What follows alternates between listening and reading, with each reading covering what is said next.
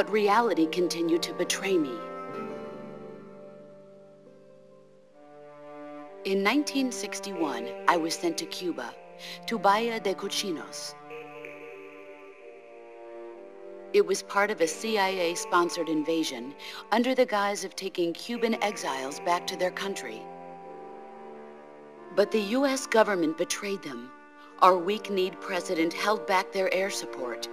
Defenseless, the exiles were annihilated by the Cuban army. All I could do was watch in silence. I was set up by the very country I'd sacrificed so much for, by the very government I dedicated my life to defending. I was driven from the surface world, and I went underground.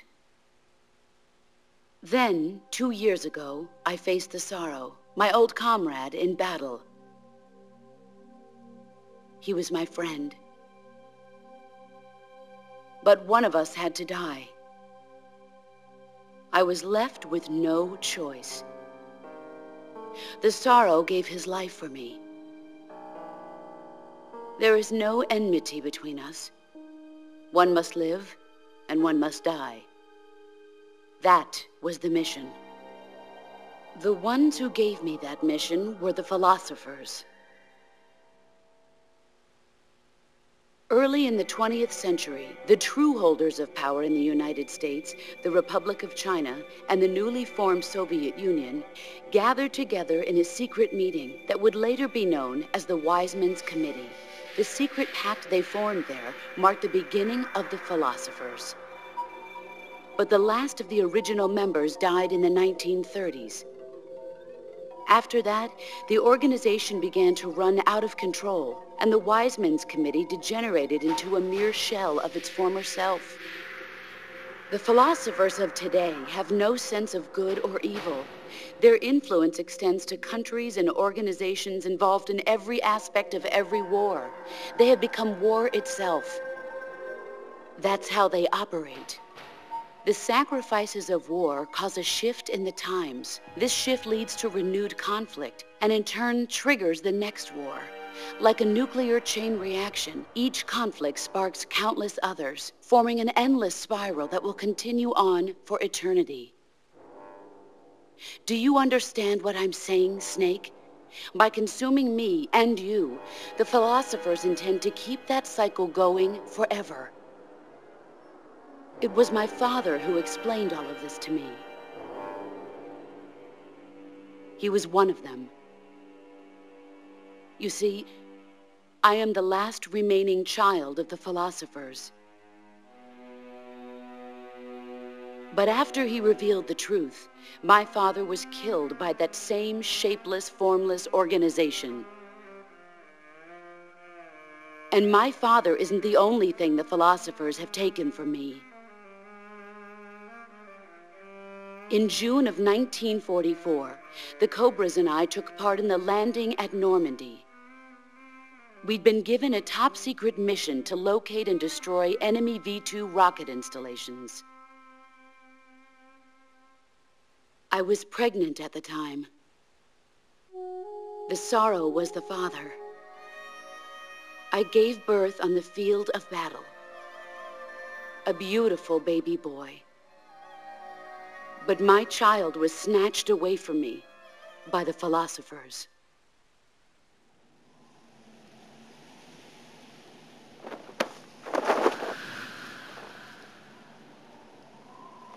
Look at this scar. This is proof that I was once a mother. I gave up my body and my child for my country.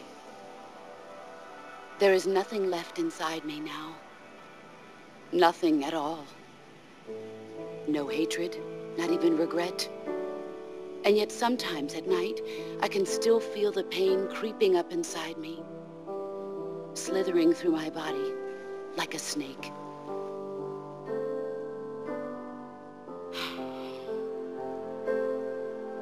I've never talked this much about myself before.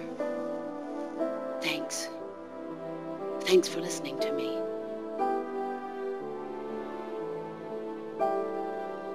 I feel content. Snake? Commence the operation. I raised you. I loved you. I've given you weapons, taught you techniques, endowed you with knowledge. There is nothing more for me to give you. All that's left for you to take is my life, by your own hand. One must die, and one must live.